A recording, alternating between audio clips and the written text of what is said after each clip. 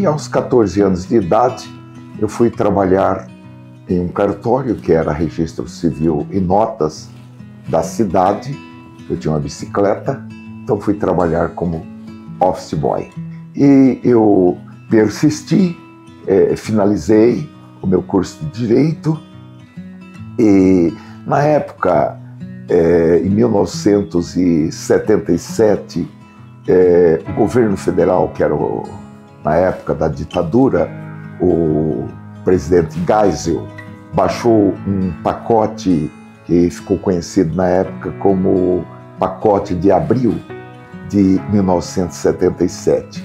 Esse pacote ele trouxe a reforma do Poder Judiciário e também a oficialização dos cartórios. Eu ainda morava em Teodoro Sampaio quando eu fui eleito diretor da então Associação dos Serventuários da Justiça, que antecedeu a Noreg São Paulo, e desde então eu fui ocupando atividades em associações de classe. Então nós pensamos em criar uma instituição brasileira vinculando todos os oficiais de registro de imóveis do Brasil. Mas, como já falamos, tudo vale a pena. Quando a alma não é pequena, mas tudo vale a pena. O importante é a gente estar sempre com a sensação do dever cumprido, ou seja, fiz o que era possível fazer.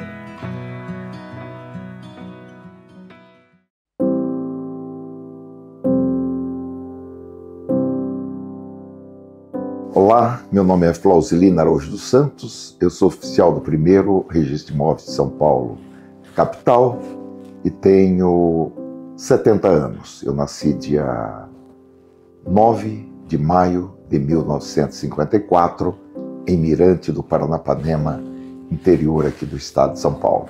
Bom, eu fui então criado na cidade de Teodoro Sampaio, para onde meus pais se mudaram quando eu tinha 1 ano e meio de idade, e nessa cidade eu fiz os meus estudos do ensino primário, secundário, e desenvolvi atividades agrícolas como boia fria, enfim, trabalhador rural, até aos 14 anos de idade. E aos 14 anos de idade eu fui trabalhar em um cartório que era registro civil e notas da cidade. Eu tinha uma bicicleta, então fui trabalhar como office boy. Assim começou a minha trajetória nas atividades notariais e registrais no dia 1º de fevereiro de 1969. Lá se vão alguns anos. Bom, eu comecei então aos 14 anos num cartório de registro civil e anexos, é assim que se dizia, na cidade de Teodoro Sampaio, como office boy, e eu fui contratado com um salário de 40 cruzeiros por mês. Na época o salário mínimo era 180 cruzeiros por mês, e do ponto de vista da legalidade, dos 16 aos 18 anos, era legal o menor receber 75% do salário mínimo, e até os 16 era também legal receber 50% do salário mínimo. Só que eu fui contratado, eu não era contratado verbalmente, por um valor que correspondia a 25% do salário mínimo. E eu prossegui nesse trabalho. É interessante, só assim abrindo um parênteses, 3 meses que eu estava trabalhando neste cartório, ganhando 40 cruzeiros por mês, a apareceu um trabalho no Bradesco para ganhar 300 cruzeiros por mês. E eu fiquei assim muito animado, porém minha mãe, dentro assim de uma previsibilidade que só posso dizer que foi divina, disse o seguinte: bom, foi Deus que preparou para você esse trabalho no cartório, você só vai sair dele quando Deus mandar. Moral da história: continuei no cartório ganhando 40 cruzeiros por mês, mas o meu patrão, apesar de ser gente boa, ele não me pagava. Bom, lá se foram 1 ano e meio trabalhando. Nesse 1 ano e meio eu recebi 180 cruzeiros e, infelizmente, o meu patrão foi afastado pela corregedoria local e o substituto dele, que na época era chamado oficial maior, também foi afastado. Eram poucos funcionários nesse cartório, ficaram somente um rapaz, um pouco mais velho que eu, e eu. O rapaz já estava de malas prontas para ir para um seminário fazer um curso para padre. E fiquei eu, o único funcionário desse cartório. Muitos anos depois, um senhor que na época era promotor lá na cidade, esteve aqui neste cartório em São Paulo, e ele disse para o meu substituto o seguinte: bom, eu fui com o juiz lá no cartório, e o juiz falou: e agora, o que nós vamos fazer com esse cartório? Eu disse para ele: bom, já que é esse menino que toma conta desse cartório, deixa ele mesmo aí. Eu fiquei responsável por esse cartório, eu tinha 16 anos de idade, responsável, evidentemente, de fato. Foi nomeado digamos, interventor de uma cidade que ficava a 100 quilômetros em terra, estrada de terra, de distância, e ele vinha uma vez por semana, passava tudo no livro, e eu fazia nascimentos, casamentos, óbitos, procurações, escrituras. Ele vinha, passava tudo no livro, até que eu completei 18 anos, eu me tornei então responsável por esse cartório e nunca mais deixei de ser responsável por um cartório. Eu ingressei assim muito cedo como titular de cartório. Eu tinha 21 anos quando eu me tornei titular. Na época as regras eram determinadas por um decreto-lei de 1969, o decreto-lei 159, e eu fiz um concurso de provas e títulos e fui provido em um pequeno cartório de um distrito próximo lá, de Teodoro Sampaio, na verdade, distrito chamado Costa Machado, na comarca de Mirante, município comarca de Mirante, do Paranapanema. Então, eu acabei ingressando muito jovem como titular de cartório.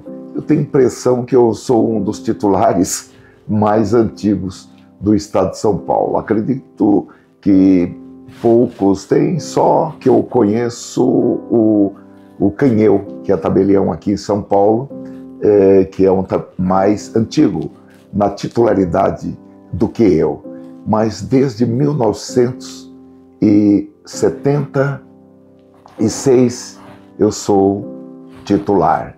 E esse foi o início da minha carreira, tanto nas atividades notariais e registrais, como também na titularidade de uma serventia. Eu antes de fazer a faculdade de Direito, eu fiz uma faculdade de um curso que existia na época chamado Estudos Sociais, que era um curso de licenciatura como professor e que habilitava o professor a dar aulas de educação moral e cívica, estudos sociais, estudo dos problemas brasileiros, EPB, Organização Social e Política Brasileira, ou do Brasil, o SPB, e também habilitava a dar aulas de História e Geografia do Brasil.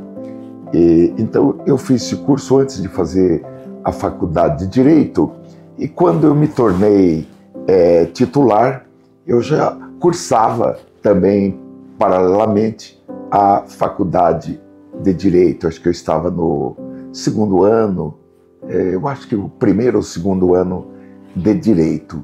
E eu persisti, finalizei o meu curso de Direito, e na época, em 1977, o governo federal, que era na época da ditadura, o presidente Geisel, baixou um pacote que ficou conhecido na época como Pacote de Abril de 1977. Esse pacote, ele trouxe a reforma do Poder Judiciário e também a oficialização dos cartórios, dependendo apenas de regulamentação. E, em razão disso, o Tribunal de Justiça de São Paulo entendeu que os concursos estariam suspensos em razão da alteração da organização da atividade, que passaria a ser estatizada a partir da regulamentação. Então, nós ficamos um bom período sem concursos.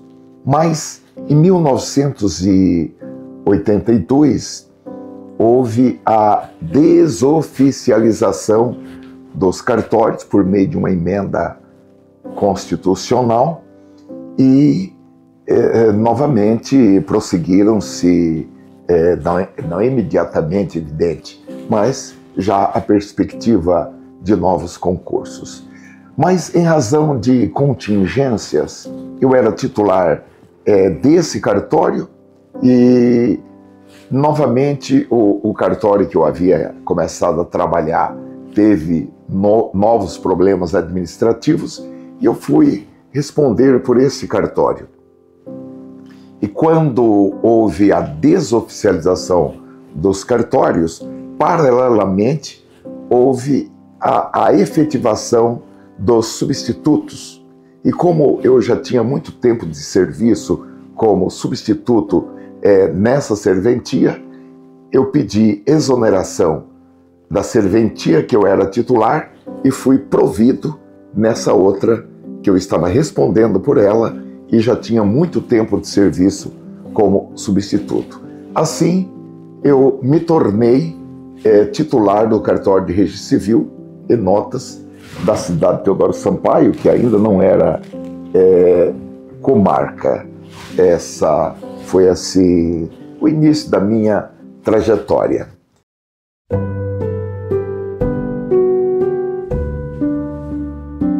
Eu era oficial do Registro Civil das Pessoas Naturais e tabelião de notas desta cidade, de Teodoro Sampaio, e esta cidade, este município, foi elevado à categoria de comarca. E com a criação da comarca de Teodoro Sampaio, houve a consequente criação das atividades de um cartório de registro de imóveis, registro de títulos, documentos e registro de pessoas jurídicas e também tabelionato de protestos. E eu passei a acumular essa nova serventia, eu instalei esse cartório, eu era titular do cartório de registro civil e notas e era interino no cartório de registro de imóveis, títulos, documentos, pessoas jurídicas e protestos. E assim por 8 anos. Paralelamente a isso, eu acabei ingressando na política lá na minha cidade e eu fui eleito vereador e por 10 anos eu servi a minha cidade lá, a cidade de Teodoro Sampaio, o município de Teodoro Sampaio, como vereador, onde eu tive a honra também de ser presidente da Câmara Municipal daquela cidade. Paralelamente a isso, eu acabei sendo candidato também em 1986 a Constituinte. Eu tive que eu considero uma boa votação, eu tive 19.700 votos, fiquei como suplente e foi assim muito útil para... Durante a Constituinte, eu conheci muita gente nessa época, colegas de campanha e outros. Então, isso facilitou muito assim, o trânsito no Congresso Nacional por ocasião da Constituinte. Depois eu fui candidato a deputado estadual, enfim, mas em 1990, ou 92, eu encerrei definitivamente a minha participação em atividades político-partidárias. Eu permaneci, e até agora há pouco tempo, na política institucional, a política da classe.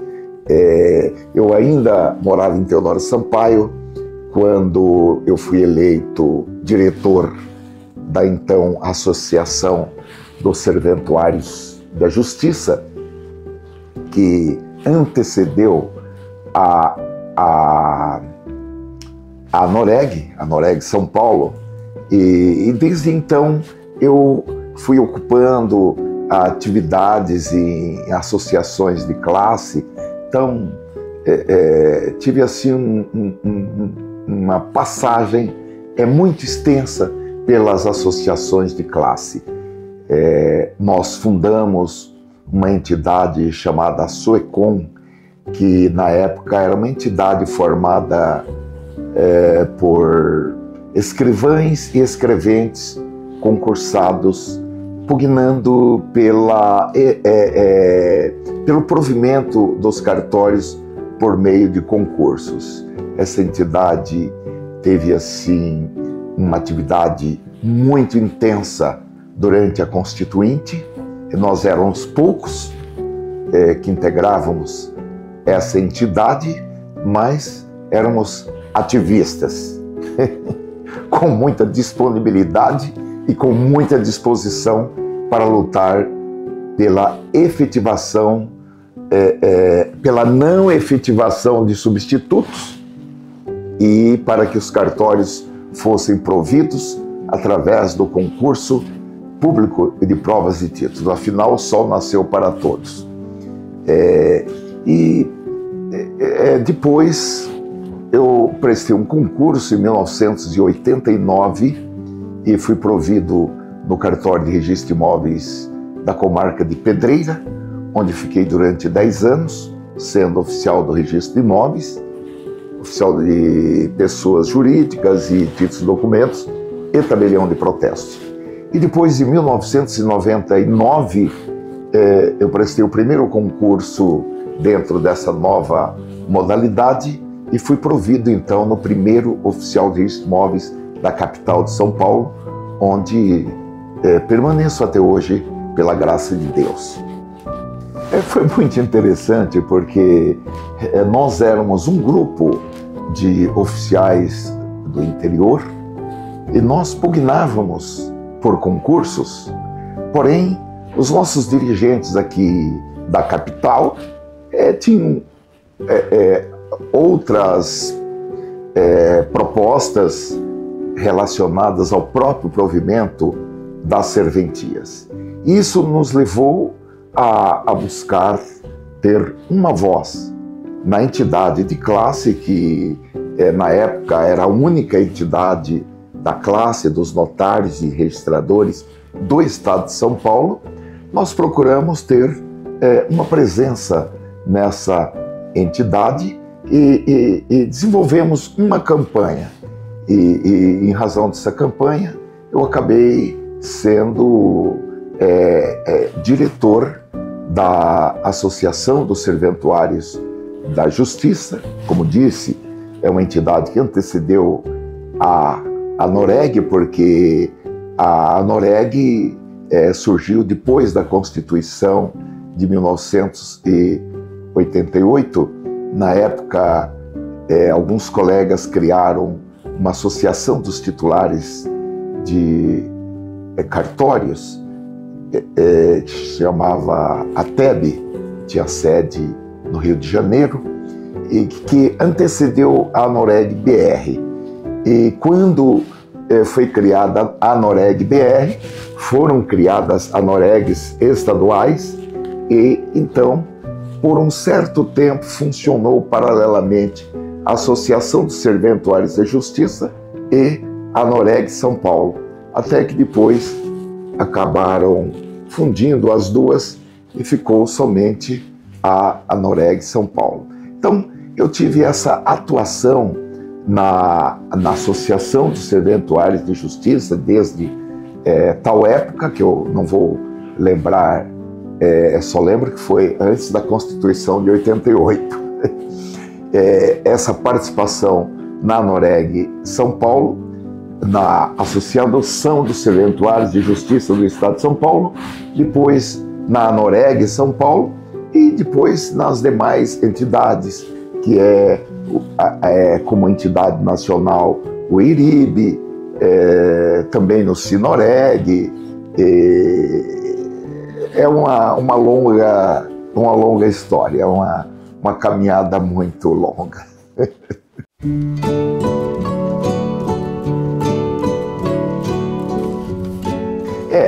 A estatização, a cartório vai acabar.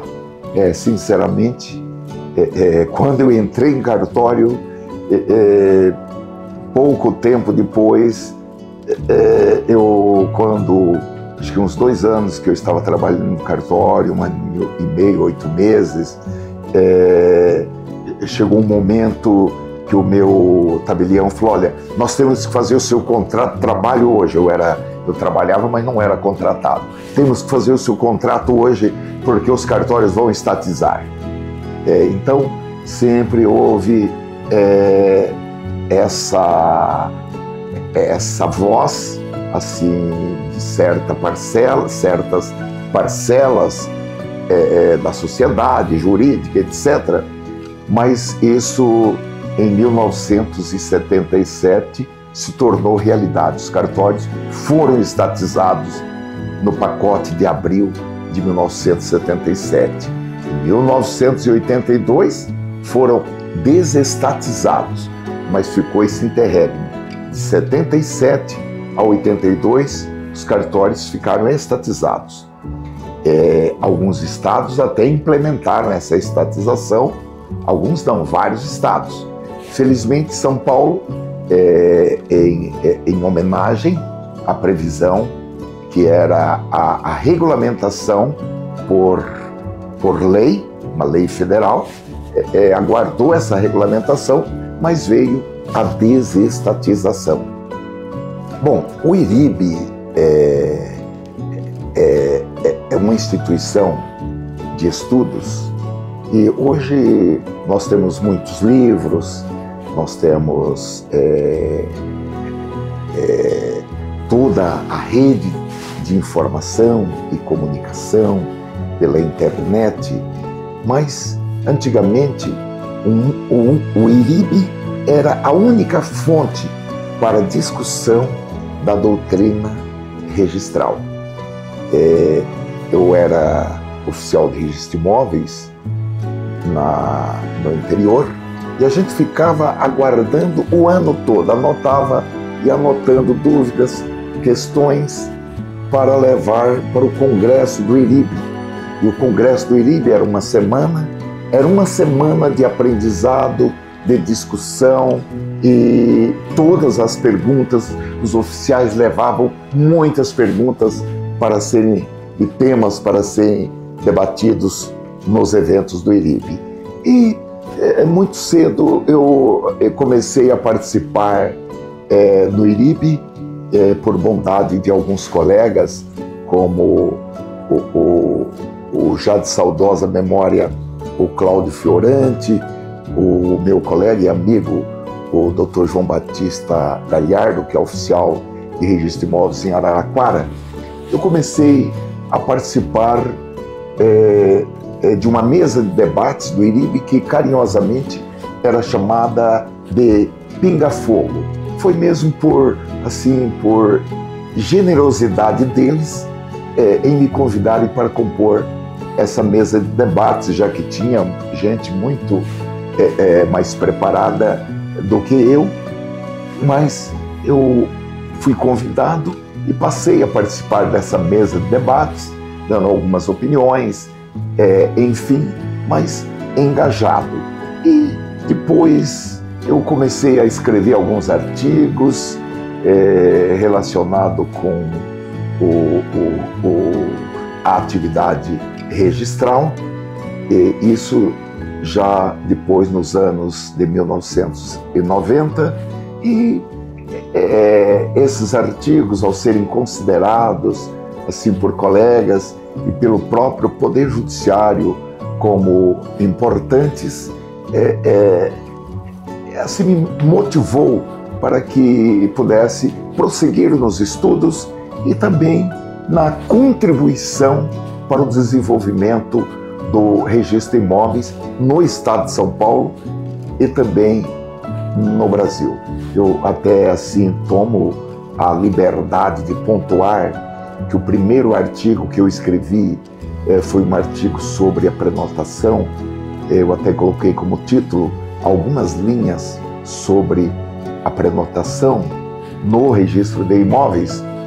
E um certo dia eu encontrei um juiz auxiliar da corregedoria, hoje o nosso corregedor-geral da Justiça, o desembargador Francisco Eduardo Loureiro, e ele falou: Flausilino, eu estou escrevendo, fazendo um estudo sobre prenotação. Eu havia apresentado um trabalho sobre prenotação em um dos eventos do IRIB. Eu disse ao juiz: doutor, eu escrevi um artigo sobre prenotação, uma coisa simples, só que não foi publicado. Ele falou: então me manda. Eu fiz uma xerox, que naquela época não tinha e-mail, e coloquei no envelope e mandei para a corregedoria. Uns 3 meses depois eu fui surpreendido. A corregedoria mudou a orientação, porque até então os títulos adentravam no cartório e não eram prenotados. Havia nas normas o livro de recepção de títulos. Então todos os títulos entravam pelo livro de recepção e eram prenotados apenas a requerimento do interessado ou no momento do registro. E a corregedoria mudou a orientação, extinguiu o livro de recepção de títulos e de maneira tal que obrigou para que todos os títulos fossem prenotados no momento do ingresso na serventia. O protocolo realmente se tornou a porta de entrada de um título no registro de imóveis. E o meu trabalho foi citado 3 ou 4 vezes na decisão do corregedor, que era, na época, o desembargador Márcio Martins Bonilha. Eu estava no cartório nessa época, o Diário Oficial demorava para chegar no interior. Eu comecei a receber telefonemas dos meus colegas dizendo: olha, houve um provimento na corregedoria e nas razões lá do provimento o seu trabalho foi citado tantas vezes.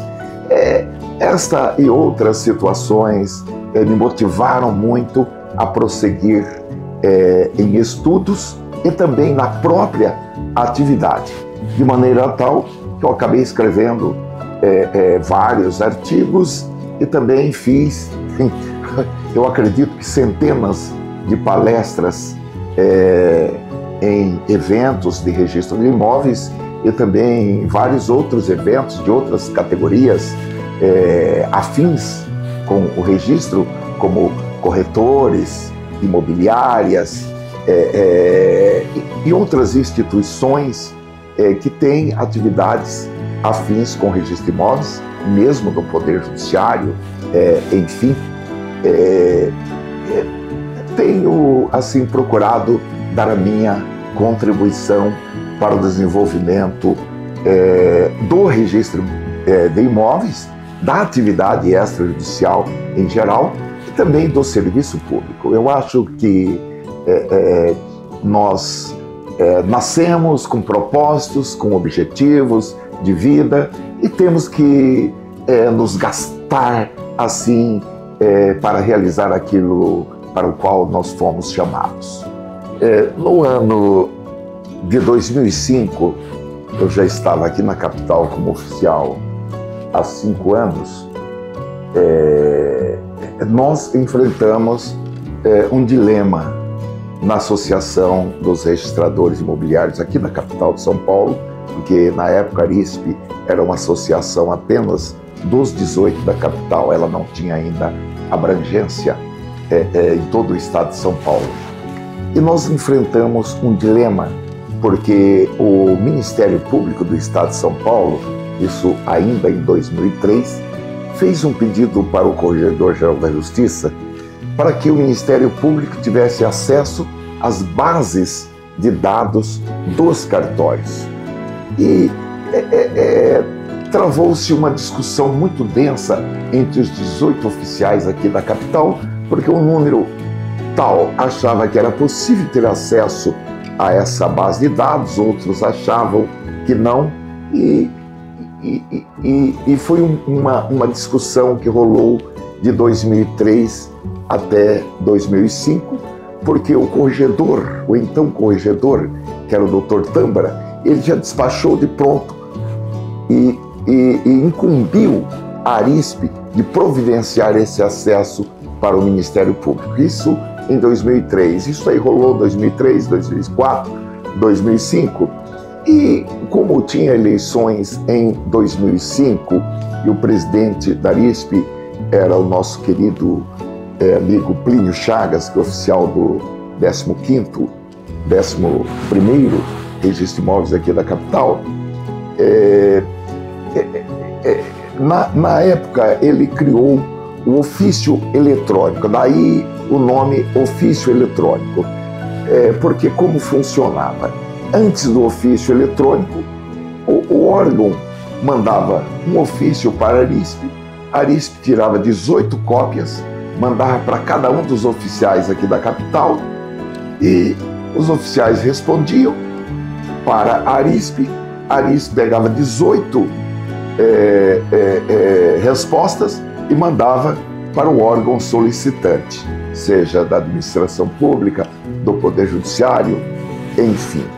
Então, na gestão do Dr. Plínio, ele criou o ofício eletrônico para que o órgão entrasse, preenchesse um formulário eletronicamente e esse formulário enviava 18 ofícios, disparava 18 e-mails para os 18 cartórios da capital. Nós tivemos uma ideia de que seria possível fazer um filtro, porque nós estávamos recebendo enxurradas de ofícios, porque facilitou. Antes a pessoa tinha que fazer um ofício, imprimir esse ofício, colocar no envelope, selar esse envelope, colocar no correio para mandar para a ARISP. Agora, com o ofício eletrônico, era só preencher os dados e eu penso que aqui no primeiro registro nós chegamos a colocar 2 funcionários só para ficar respondendo esses ofícios eletrônicos. E nós tivemos uma ideia em fazer um filtro para que os pedidos passassem por esse filtro e o cartório só recebesse aqueles pedidos que tivessem alguma relação com o seu arquivo, que nós chamamos de indicador pessoal. Bom, uma parte dos colegas achavam que isso não era possível. E o Plínio era o nosso candidato à reeleição, mas ele foi muito correto, foi corretíssimo porque um dia antes da eleição, ele falou, olha, eu combinei aquilo lá com vocês, mas não vai dar certo, porque o meu grupo, os colegas que me apoiam, não querem fazer isso.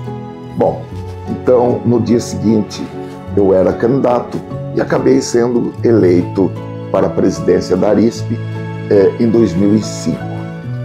E nós, então, reformulamos esse sistema, ofício eletrônico, ele continuou sendo nominado ofício eletrônico, mas nós construímos o que nós chamamos de banco de dados light, que seria um filtro contendo os números dos CPFs e CNPJs das pessoas que figuram no registro de imóveis como titulares de domínio ou titulares de outros direitos reais. Então, o cartório só receberia os ofícios solicitando informações sobre propriedade imobiliárias ou outros direitos apenas daquelas pessoas cujos CPFs e das pessoas jurídicas cujos CNPJs estivessem naquela base de dados. Então, era uma espécie de uma parede, um filtro, que até hoje existe com essa mesma filosofia. E era uma ideia, foi uma ideia que nós discutimos e que foi apresentada, faça-se justiça, pelo Dr. Sérgio Jacomino, e nós incrementamos essa ideia e de maneira tal que se tornou uma base de dados inicialmente pesquisada apenas pelo Poder Judiciário, depois pesquisada também pelas autoridades administrativas, Receita Federal, INSS, Procuradorias, etc. E depois se tornou uma base de consulta também para bancos, empresas, cidadãos, tabeliães, advogados, etc., que foi o primeiro sistema que nós fizemos na Arisp. Consequentemente, até em apoio a esse sistema, porque era uma solicitação eletrônica, nós desenvolvemos a certidão digital. Na época desenvolvemos também um assinador eletrônico que era chamado assinador eletrônico Arisp. Na época, veja, em 2005, o licenciamento naquela época de um assinador eletrônico era R$ 350 em 2005. Nós desenvolvemos um assinador gratuito para todos, como uma contribuição dos oficiais de registro de imóveis para o desenvolvimento da economia digital no Brasil. O nosso assinador foi um sucesso. Os órgãos de governo, todos eles, utilizavam o nosso assinador. A Petrobras utilizava o nosso assinador. A Companhia Vale do Rio Doce utilizava o nosso assinador. O nosso assinador foi recomendado pelo ITI, que é o Instituto de Tecnologia da Informação, que é uma autarquia do governo federal, está no âmbito da Presidência da República, da Secretaria da Presidência da República, e o nosso assinador foi recomendado pelo governo para que todos os órgãos e estatais utilizassem o nosso assinador. Então, os registradores de imóveis do Estado de São Paulo deram grandes contribuições para o desenvolvimento da economia digital no Brasil. Nós podemos nos ufanar de ter dado este salto de tecnologia, antecedendo na expedição de certidão digital todos os órgãos que nós conhecemos. Nós somos o primeiro órgão público a expedir certidões digitais. Nós trazemos essa marca e é um grande orgulho para nós, os registradores de São Paulo. Nós antecedemos INSS, Receita Federal, etc., município de São Paulo, governo, etc., etc., etc. Nós somos o primeiro órgão público no Brasil a emitir certidões eletrônicas. E assim prosseguiu-se, a Arisp foi protagonista de todos os serviços digitais que se possa nominar em matérias de registro de imóveis no Brasil. Os registradores de imóveis da capital, e depois houve uma expansão da Arisp, abarcando os registros de imóveis do interior do estado, trazem no seu patrimônio essa marca, esse capital de contribuição para o desenvolvimento da economia digital no Brasil, e também dos serviços públicos eletrônicos no estado de São Paulo e no Brasil.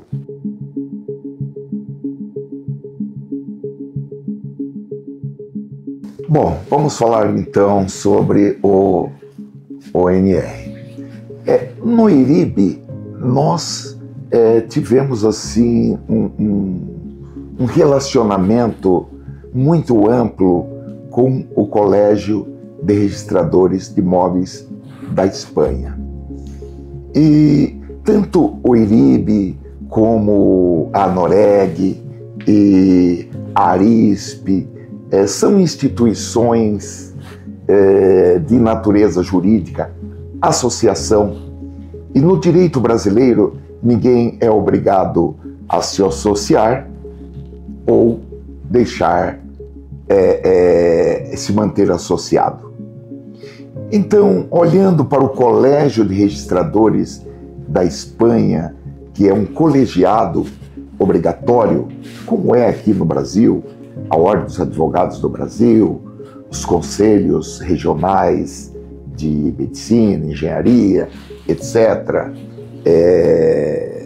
e outras atividades profissionais de colegiação obrigatória. Então, nós pensamos em criar uma instituição brasileira vinculando todos os oficiais de registro de imóveis do Brasil. Em 2016, antes nós chegamos até a fazer um certo estudo, mas não houve, assim, em razão de vozes contrárias, nós deixamos esses estudos lá em stand-by. Porém, em 2016, eu fui convidado para compor um grupo de trabalho no Ministério das Cidades que escreveu uma minuta de lei que se tornou uma medida provisória, que foi publicada em dezembro de 2016, na medida provisória 759, dispondo sobre a regularização fundiária no Brasil.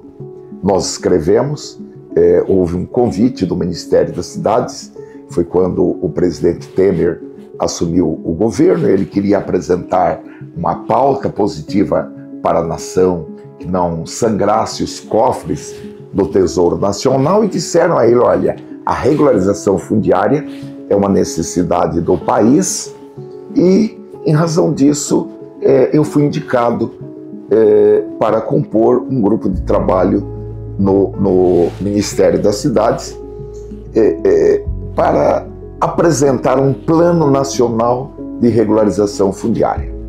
Aproveitando que nós estávamos escrevendo uma lei,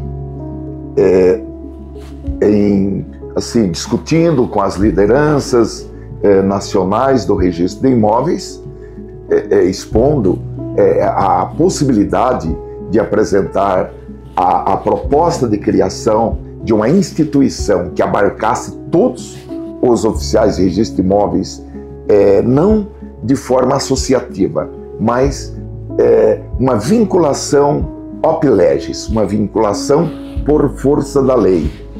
Então, nós incluímos nessa medida provisória a criação do ONR, o Operador Nacional do Sistema de Registro Eletrônico de Imóveis, e também que foi publicado já na medida provisória, e na conversão da medida provisória em lei foi mantido, e foi sancionado e é a lei que criou o ONR.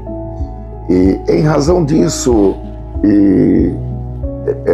em acordo, enfim, com os colegas registradores de imóveis, eu tive, assim, o privilégio e a honra de instalar o ONR e ser o primeiro presidente até agora, final do ano passado, 31 de dezembro de 2023, e que foi uma grande oportunidade, e eu considero o ONR uma necessidade para democratizar os serviços eletrônicos em todo o território nacional e aprimorar a prestação dos serviços eletrônicos e, o mais importante, padronizar a prestação dos serviços eletrônicos em todo o território nacional. Bom, então o ONR se constituiu em um veículo para padronizar a prestação dos serviços registrais. Em razão do poder normativo das corregedorias dos estados, nós tínhamos a prestação de serviços, às vezes, diferenciada. Era de uma forma no estado de São Paulo, de outra forma em Minas Gerais, de outra forma no Amapá. Porém, os serviços eletrônicos exigem padronização. E nisso nós temos o poder hierárquico superior da Corregedoria Nacional de Justiça, onde estão órgãos do ONR, como o Comitê de Regulação dos Serviços, o Conselho Consultivo, que são órgãos da Corregedoria Nacional de Justiça e que trazem essa padronização dos serviços registrais em todo o território nacional. Então, essas dificuldades que nós tínhamos, porque às vezes um agente financeiro, um banco, ele precisava ter uma minuta de contrato para o estado de São Paulo, outra minuta de contrato para o estado do Paraná, com a padronização que o ONR propiciou, nós tivemos a consequente padronização dos procedimentos registrais em todas as serventias do território nacional. O ONR, eu creio, foi uma grande conquista da sociedade brasileira e, por consequência, dos oficiais de registro de imóveis e do serviço público de maneira geral.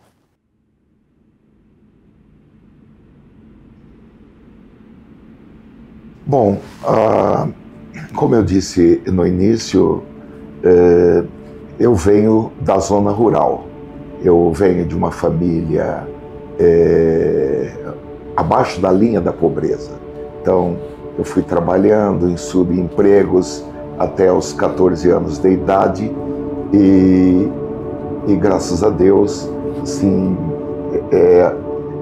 as coisas cooperaram de uma maneira muito positivamente para o meu crescimento profissional, pessoal, enfim, e eu me dediquei a essas coisas assim de uma maneira muito intensa e talvez assim em algumas áreas pessoais minhas elas foram prejudicadas com alguns atrasos, mas nada que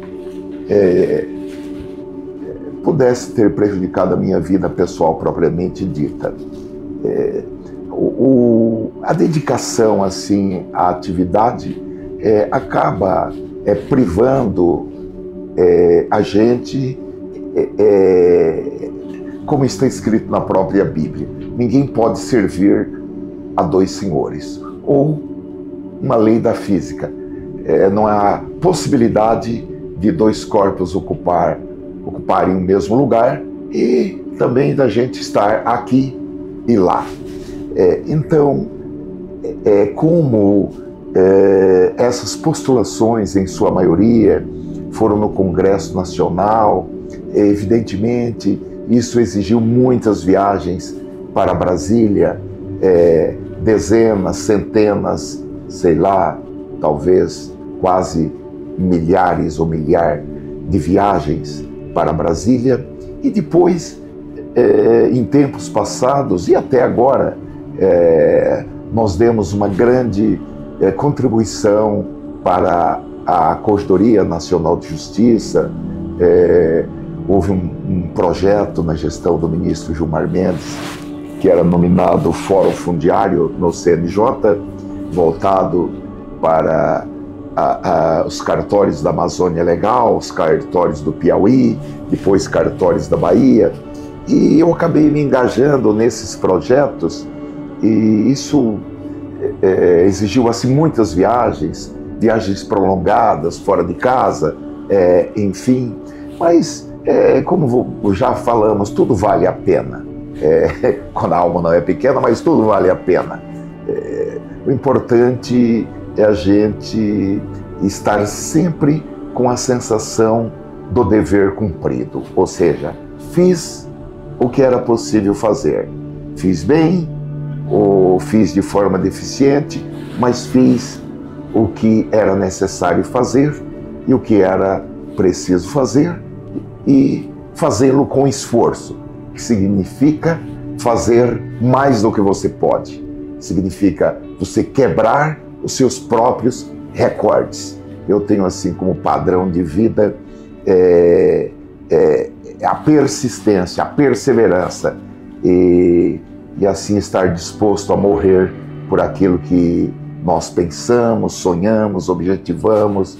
É claro que a gente não pode ser burro, mas nunca desistir daquilo que é preciso fazer, e pular muros, remover obstáculos, mas chegar lá no porto desejado. Bom, sempre e desde criança, quando eu nasci, meus pais já eram evangélicos, e eu acabei me engajando assim nas atividades da igreja que meus pais participavam e que eu acabei participando desde criança. Inicialmente como músico, eu comecei a ser músico na igreja precoce. Eu tinha acho que 7 anos de idade, e toquei clarinete, trompete, trombone, saxofone, bombardino, enfim, tudo que se sopra eu toquei até os 36 anos.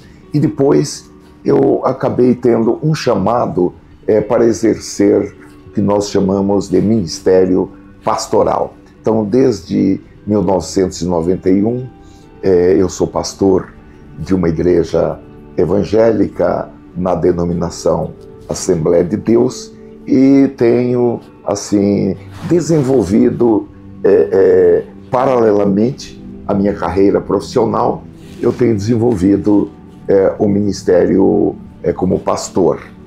E eu vejo assim realmente a lembrança que você trouxe das palavras de Salomão: tudo tem o seu tempo determinado. Eu tenho assim procurado ao longo desses anos que eu estou na atividade, e como eu me tornei titular muito novo, com 21 anos de idade, eu tenho procurado me portar em cada uma dessas etapas, porque nesses anos todos a sociedade foi evoluindo. E eu confesso que eu fui muito influenciado por algumas leituras que eu fiz e alguns estudos que eu fiz ao longo desses anos, notadamente dos últimos 25 anos, a respeito da aplicação da tecnologia nos serviços registrais, extrajudiciais de uma maneira geral. Eu comprei o meu primeiro computador em 1985. Ainda era uma época de restrição aos eletrônicos, havia uma proteção muito hermética da indústria eletrônica brasileira, não era possível se trazer equipamentos eletrônicos de fora do Brasil, e isso foi possível depois com a abertura, mas até então era muito hermética essa proteção, essa barreira. Mas na época eu comprei um computador que era um computador da Prológica, chamavam CP500, e eu comecei a utilizar a tecnologia aplicada na época para a lavratura de escrituras públicas, já em 1985. E eu fui muito influenciado pelas leituras que eu fiz de alguns livros escritos por diretores e ex-diretores do Facebook, do Google, para adentrar na economia digital, porque o mundo mudou. A velha economia está aqui e aqui está a economia digital. E todo o meu trabalho foi para trazer as atividades registrais que nasceram na antiga economia para a nova economia. Evidentemente, isso não foi fácil, porque uma grande maioria dos meus colegas oficiais de registro de imóveis foram e ainda alguns são resistentes a essa transição. Muitos, nós sempre fizemos assim, para que mudar? Não precisa mudar, assim deu certo, mas há muitos anos eu ouvi uma palestra sobre serviços eletrônicos lá no Colégio São Bento. Eu acredito que foi ou no ano 2004 ou no ano de 2005, e o palestrante falou uma frase que eu anotei, depois eu usei essa frase em dezenas, centenas de palestras, algo mais ou menos assim. Foi o Manuel Matos, que foi um importante consultor nosso, e ele falou isso daí, e eu anotei, e algo mais ou menos assim: desconhecer o que é economia digital não deve ser motivo de vergonha para ninguém. Agora, ignorar o que é economia digital pode ser um erro terrível. Nós temos assim, eu estou olhando para essa máquina, estou me lembrando da Kodak. A Kodak quebrou porque resistiu à mudança para a economia digital. E todos aqueles, sejam atividades profissionais, sejam qualquer outro tipo de atividade que resistir à mudança, estará nadando contra a maré, estará correndo contra o vento e vai sucumbir. Todas as atividades que forem resistentes à mudança para a economia digital vão se tornar uma mera recordação. Graças a Deus que nós tivemos grandes nomes de registradores brasileiros, e eu faço uma homenagem ao Dr. Elvino Silva Filho, que foi oficial de registro de imóveis em Campinas e que foi o precursor no Brasil na discussão sobre o tema registro eletrônico.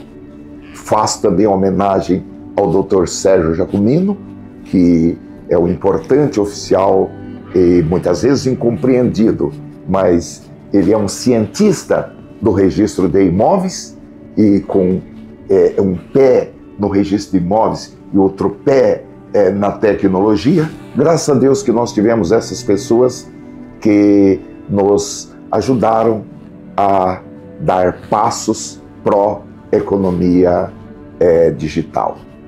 Bom, de uma maneira geral, eu creio que os concursos foram importantes e são importantes para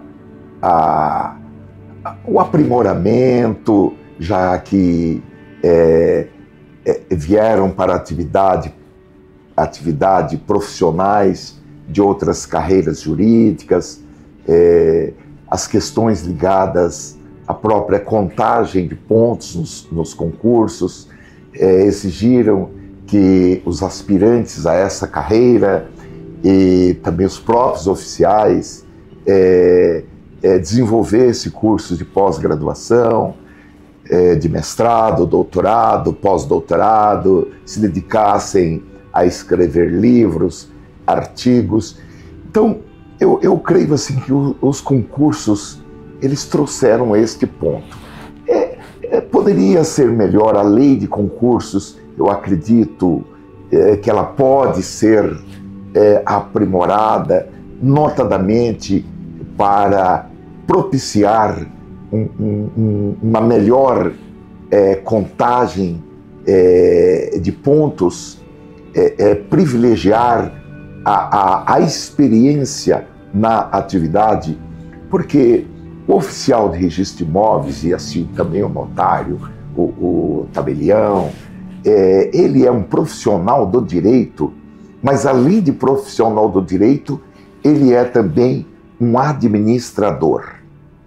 E os cursos de direitos e pós-graduações e também os cursos preparatórios para cartórios e até os próprios concursos. Eu tive a honra de participar da banca examinadora do 2º concurso de delegações aqui no estado de São Paulo, como titular, membro titular, do 7º concurso como membro suplente, do 8º concurso como membro titular. Atualmente eu sou membro de uma comissão de concurso, está realizando um concurso no estado de Alagoas, de outorga de delegações das serventias do estado de Alagoas. Então, os concursos não pedem uma expertise administrativa do candidato. Então, essa é uma parte que as nossas leis e provimentos e resoluções de concursos precisaria corrigir, que privilegiar a experiência. É uma questão, eu penso, até de meritocracia. A experiência de um oficial de registro de imóveis, assim como na magistratura e em outras carreiras jurídicas, que existe o merecimento, apesar do merecimento ser de forma objetiva, são critérios objetivos. Eu penso que na carreira de oficial de registro de imóveis haveria necessidade de olhar por esse âmbito, e eu espero assim que os nossos legisladores em algum momento venha corrigir isso aí. De uma maneira geral, eu sou otimista com a atividade, eu acredito no registro de imóveis. O registro de imóveis é uma instituição benéfica para a sociedade brasileira. O sistema de registro de imóveis brasileiro é um sistema seguro, em razão do registro de direitos. Em vários países nós temos um sistema que é um registro de documentos. No Brasil, o oficial de registro de imóveis, ele abre uma escritura, ele remove o negócio jurídico que está ali naquele título e promove o registro daquele negócio jurídico. Impropriamente nós falamos, e as pessoas de maneira geral, vamos registrar essa escritura. Na verdade, nós não estamos registrando a escritura, nós estamos registrando o negócio jurídico que está ali dentro da escritura.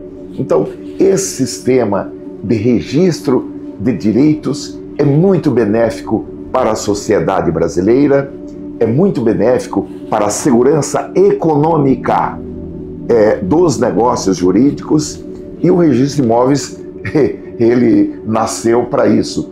Ele nasceu para garantir a segurança dos empréstimos bancários necessários para o desenvolvimento rural do Brasil.